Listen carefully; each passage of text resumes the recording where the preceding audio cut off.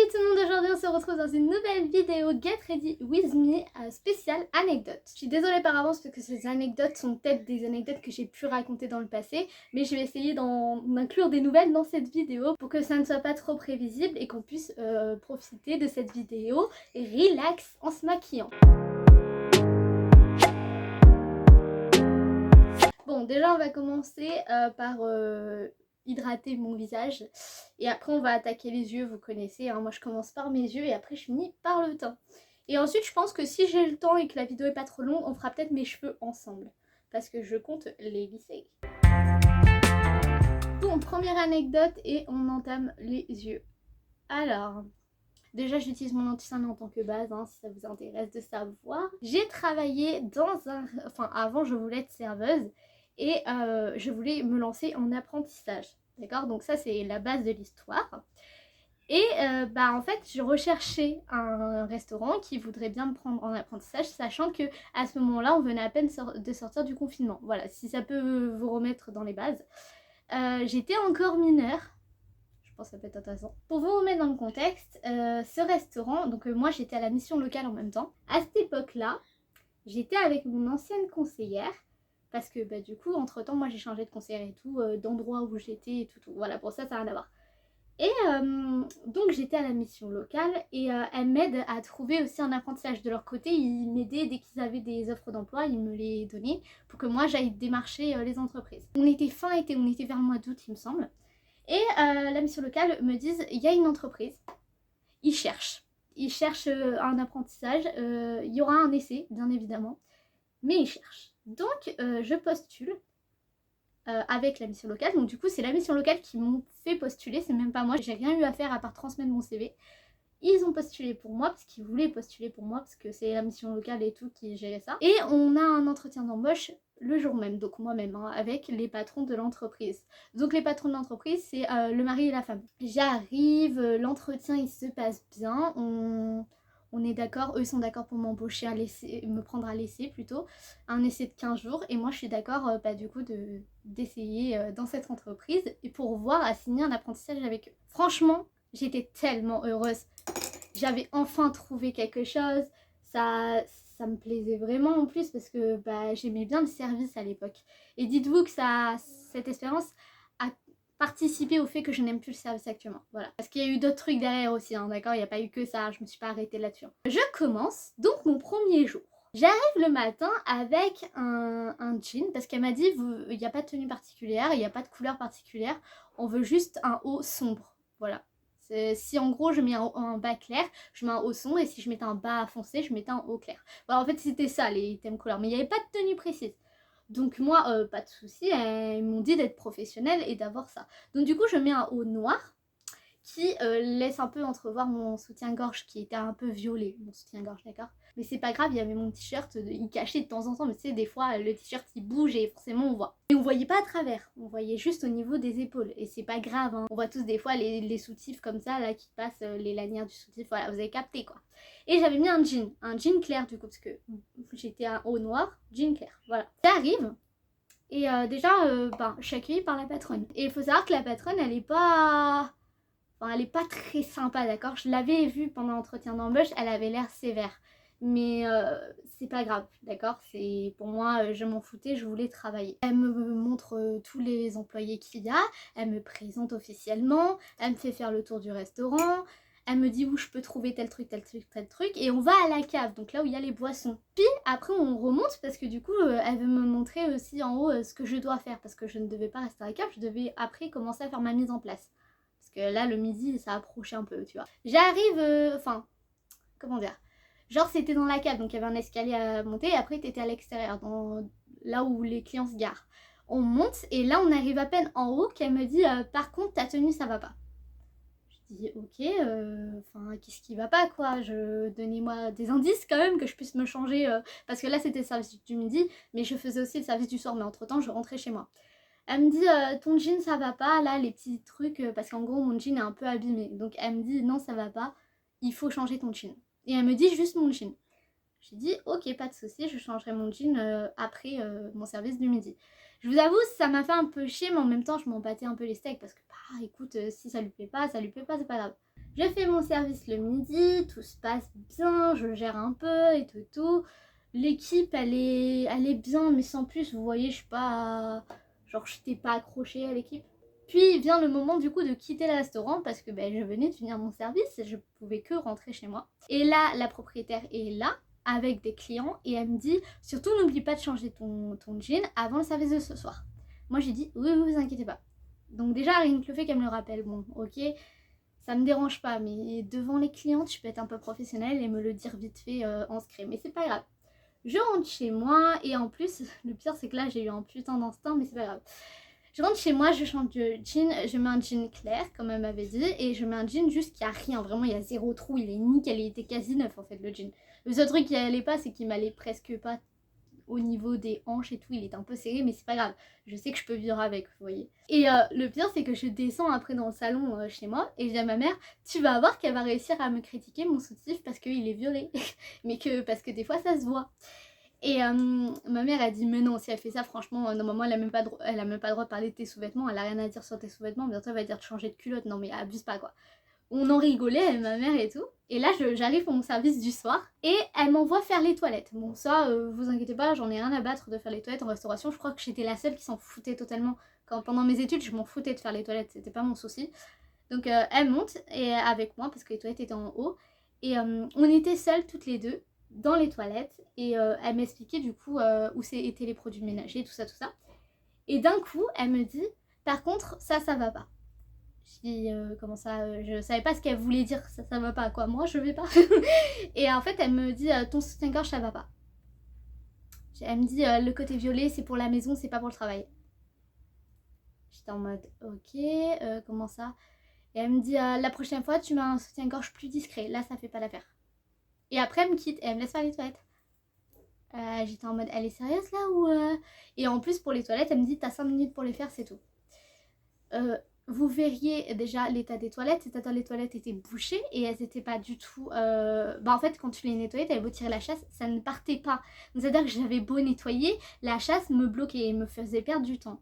Et je lui avais dit, et en fait, elle m'a engueulée parce que j'avais passé 5 minutes, les 5 minutes qu'elle m'avait données pour nettoyer les toilettes, c'était passé depuis longtemps. Déjà rien que ça, mais déjà j'étais encore kéblo par rapport au soutif, j'ai dit ok mais non en fait t'as pas à parler de ça, enfin bientôt elle va juger la couleur de ma culotte, enfin non abuse pas non plus. Puis après pendant tout le service, elle s'amusait à me vanner avec les clients qui étaient des habitués.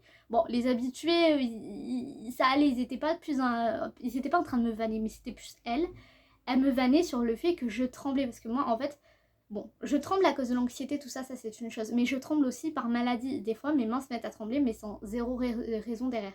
Et pendant le service, je stressais pas, mais je tremblais. Mais c'est normal, voilà. Et genre, elle me vannait par rapport à ça. Mais au bout d'un moment, moi, ça commençait à me faire monter la pression et je me sentais de plus en plus mal. Et j'avais qu'une envie, c'était de me barrer. Parce que clairement, le truc du soutif, c'est une chose. Mais le fait de me vanner sur une maladie, c'est pas drôle. Au bout d'un moment, là, je l'ai très mal pris. Le soir, je rentre, j'explique ça à ma mère. Ma mère, comme je suis mineure, elle décide pour moi et elle me dit, bah, tu quittes cette entreprise, il est hors de question que tu restes. Elle a dit, c'est abusé, elle se sert de son autorité pour te faire des choses. Sachant que en plus ce soir-là, je m'étais blessée à la cheville à cause de la pression qu'elle me mettait, j'ai voulu aller trop vite. Et voilà. Et en plus, attendez, s'il n'y a pas que ça, mais aussi vers la fin du service, j'étais au bar en train de nettoyer les verres, les essuyer. Et tu sais, en service, en général, même quand les gens te parlent, tu continues à faire ce que tu fais, mais t'écoutes quoi, ça t'empêche pas d'écouter. Et j'étais en train d'essuyer un verre, elle arrive derrière le bar, elle m'expliquait un truc, je sais plus ce qu'elle m'a expliqué. Mais moi du coup j'avais arrêté de faire mes verres en attendant, puis après je commence à recommencer à essuyer mon verre, elle me dit non par contre j'ai pas fini de parler. Mais elle me le dit méchamment. Et genre j'étais en mode elle est sérieuse frérot, j'ai envie de rentrer chez moi aussi, enfin le service il est pratiquement terminé, je vais ranger les verres et puis voilà.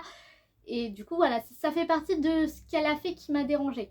Du coup c'est pour ça que ma mère a dit non c'est mort. Tu n'y retournes plus, elle m'a dit je veux pas te voir là-dedans parce que tu vas finir par tomber en dépression parce que la pression qu'elle te fout c'est pas possible.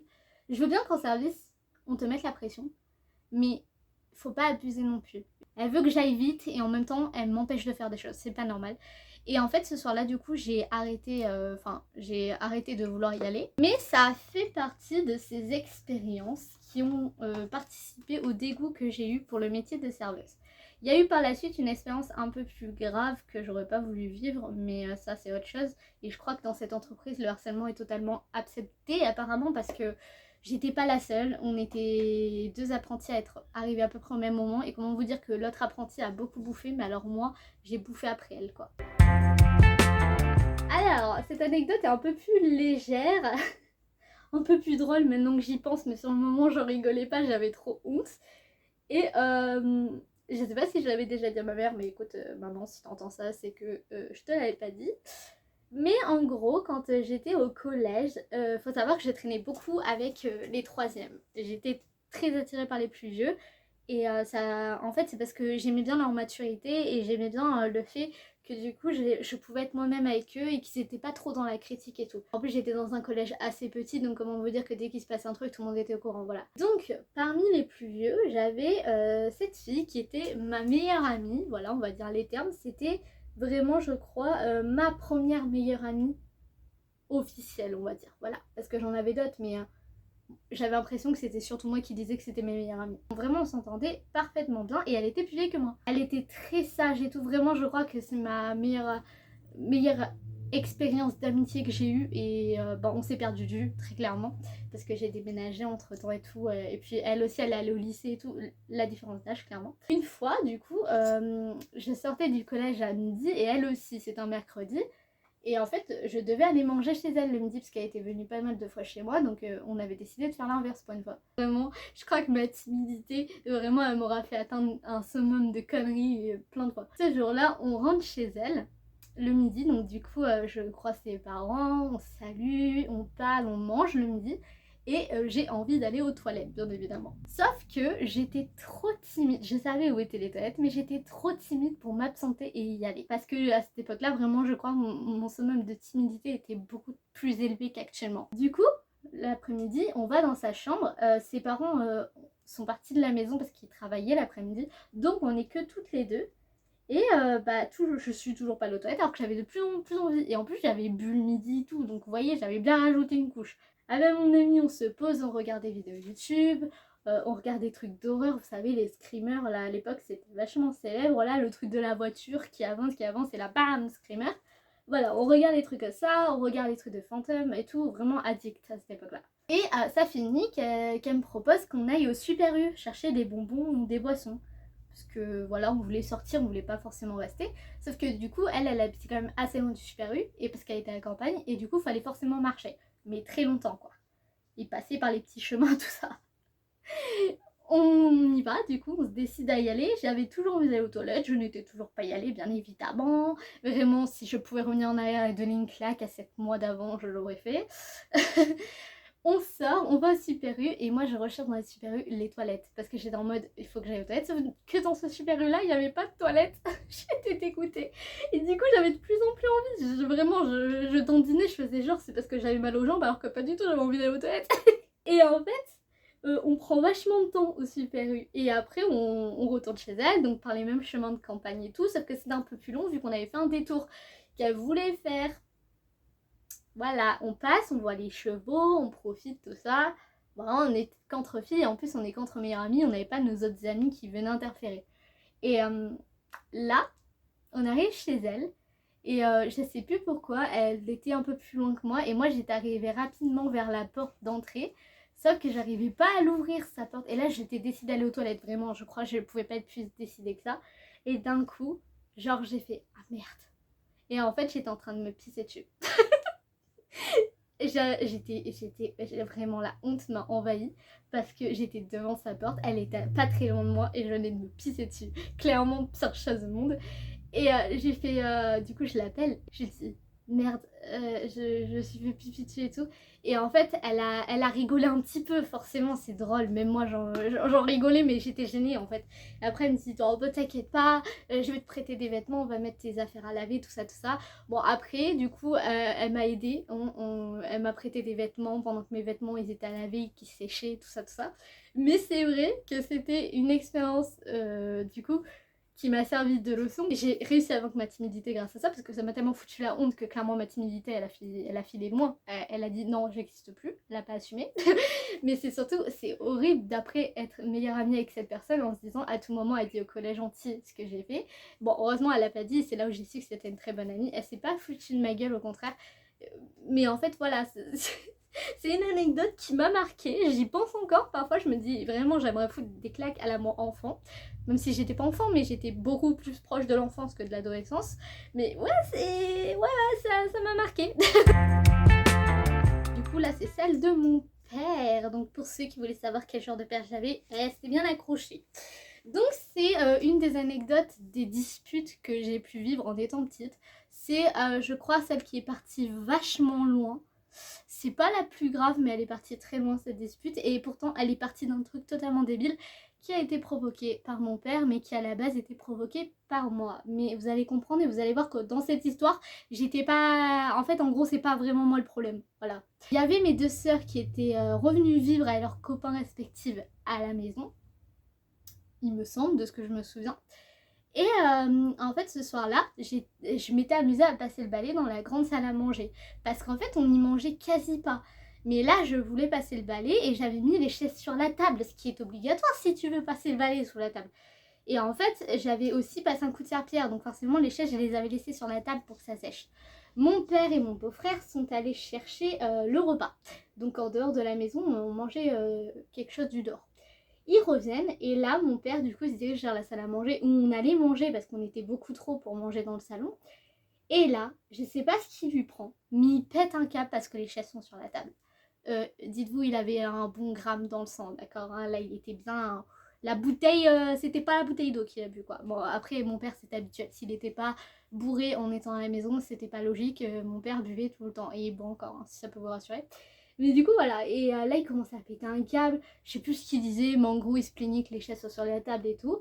Et en fait, bah mon père en fait il faisait exprès de créer des disputes pour pouvoir aller s'enfermer dans son garage ou dans son cabanon pour pouvoir boire des litres et être seul. Voilà, en fait c'était sa stratégie. Donc nous en fait on réagissait même plus, hein. À ce stade-là on connaissait tellement cette stratégie qu'on en avait marre d'en prendre plein la gueule, sauf que ce soir-là, il avait fait ça, à mon avis, pour aussi aller dans son cabanon, mais quand il a vu que personne réagissait et que tout le monde lui disait « Oh, c'est pas grave, on va enlever les chaises », et ben en fait, ça l'a fait chier parce qu'il y a eu vraiment zéro réaction venant de nous. Et là, c'est parti totalement en vrille. En fait, je m'en souviens. En fait, c'est quelque chose qui m'a tellement marqué et m'a tellement traumatisée quand j'étais petite, parce que c'est à ce moment-là que j'ai fait ma première crise d'angoisse, bah qu'en fait, j'arrive pas à me souvenir pourquoi, à partir de quel moment ça a dérapé. Je sais que la cause du fait que ça a dérapé, c'est parce qu'on a eu zéro réaction, parce que on a pris les chaises, on les a mis par terre, on a dit oh c'est pas grave. Même mon beau-frère il a dit c'est pas grave, arrête, provoque pas pour ça. Enfin voilà, on va manger, c'est bon, on a descendu les chaises, tout ça. Tout le monde était dans la même optique de on casse pas les steaks et c'est bon, on mange, voilà. Et mon père, genre je sais plus ce qu'il a fait, mais ça est parti tellement en vrille que genre ça a fini qu'il s'en est pris à ma soeur, qu'il s'en est pris à mes beaux-frères. Genre, je sais qu'il y a un ordi qui a été pété dans cette histoire, il y a une vitre qui a été pétée dans cette histoire. Mais ça, vraiment, je sais pas comment, à partir de quelle phrase ça a dérapé. Enfin, je sais ça date en fait, et moi ça m'a tellement traumatisée que j'ai préféré oublier. Mais je sais que ce qui m'a marqué en fait, c'est que si j'avais pas fait le ménage, si je n'avais pas mis ces chaises sur la table, à partir de quel moment il aurait fait en sorte que ça vrille. Parce que mon père, en fait, même quand c'est pas toi qui provoque les choses, il aurait trouvé un moyen de faire péter un câble à tout le monde. Ça aurait été peut-être avec le repas. On sait pas, en fait.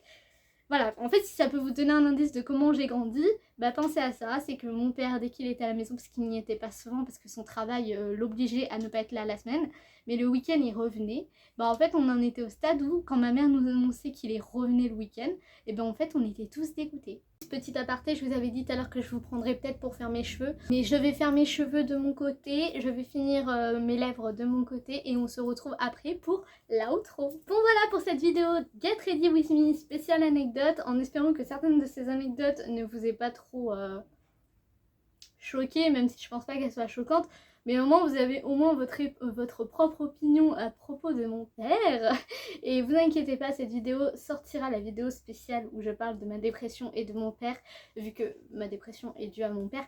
Je vous ferai une vidéo là-dessus et si vous voulez un aperçu de ce que j'ai pu vivre dans le passé, C'est peut-être bête à dire, mais Until the End, mon histoire sur Wattpad, mon Wattpad c'est Morgan 7 Umbrella, je vous remets tout ça là. C'est vraiment inspiré de ma vie, mais ça pourrait vous donner déjà pas mal d'indices sur les traumas que j'ai eu en grandissant et pourquoi Eliana est autant inspirée de ma vie. Voilà, si ça vous intéresse, vous pouvez passer par ça en attendant d'avoir ma vidéo à moi. En tout cas, moi j'étais contente de vous faire cette vidéo et je vous fais plein de gros bisous, à la prochaine!